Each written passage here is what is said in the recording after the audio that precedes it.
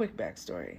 Coming up, I always had low self-esteem. I never felt attractive. I didn't really have friends. I was pretty much a loner. And so as an adult, I still have some of those thoughts in my mind. And it could honestly affect how I present myself when I'm out. But with that said, I have a lot of gorgeous friends, okay? Everybody's pretty. Everybody's pretty. Can we talk about how we are not the woman that's like ever approached in the friend group? More specifically, how you internalize it, how you deal with it. You know, because it's hard for me to believe that I'm the pretty girl when I'm out and men don't approach me. I tell you guys all the time that like I get the most attention from guys on the internet, not out in public. I for the most part, I'm never approached, just to keep it a buck. Or I'm approached by super older guys, like 50 and up. Nobody in my age range. And I don't care how many times my friends tell me I'm pretty. People at church tell me I'm pretty. When it's all said and done and I'm in a room with them, I'm never seen. And it's kind of hard to deal with. And then you can't even really talk to your homegirls about it, because if you tell them, then they're going to be self-conscious about how they are in your presence, and you don't want to dim their light because you love them. But like, what do I have to do? Distance myself from pretty people? Like, that doesn't make sense. I don't know. How do y'all deal with it? Do you talk to your homegirls? Do you just internalize it? Do you talk to other people? Do you just ignore the feelings? Like, because that's my thing. When I'm by myself and I meditate or I look at myself in the mirror, I feel beautiful. And then I get around other pretty girls and I feel like the ugly duckling. And nobody can convince me that I'm attractive. That's why it's hard for me to receive compliments. That's why it's hard for me to trust that what people are saying they mean, because my life experience tells me otherwise. So how do you deal with it if you are dealing with it? Bonjour, Pinterest pretties. It will be women like this who know that they do not fit societal norms when it comes to the beauty standards. Yet, when someone tries to give honest advice, it is you're fat phobic, you're racist, you're colorist, you're featurist, all of these things. But you're always complaining about you not getting the love and attention that you need. I know it's a hard pill to swallow that you cannot control what society thinks, but you can control yourself and what you choose to do with your body. And what is so funny is that I came out with a video to help Black women increase their pretty privilege instead of always complaining and being sad and depressed that they do not have it. And you know what I got in return?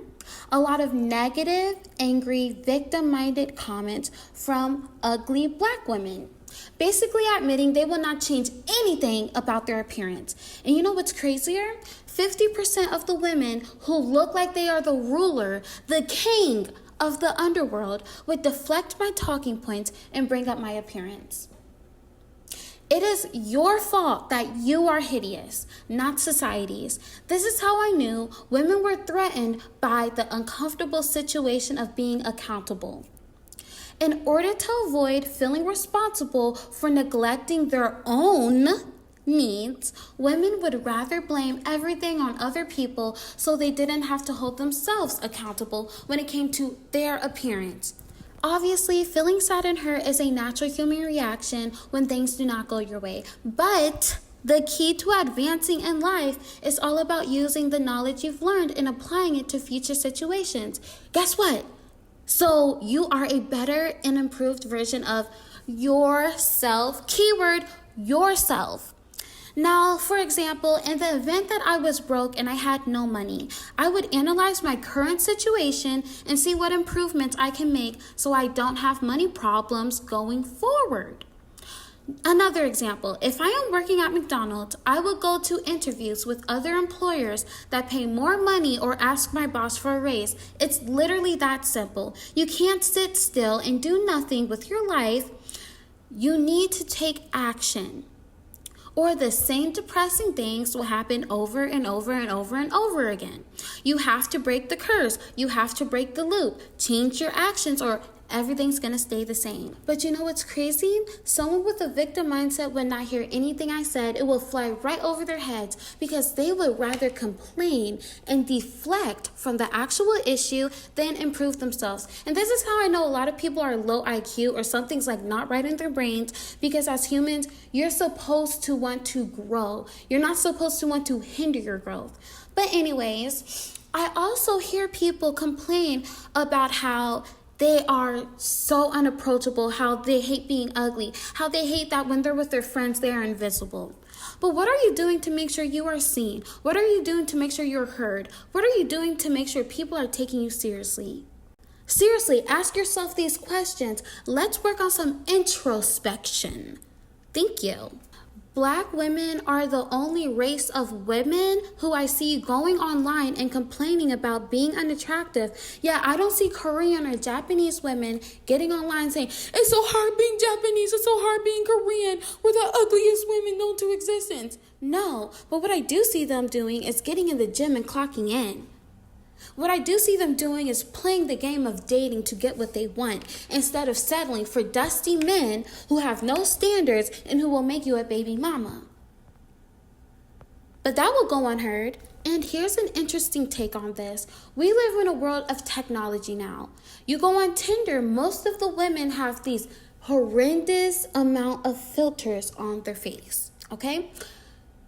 They have all this Photoshop.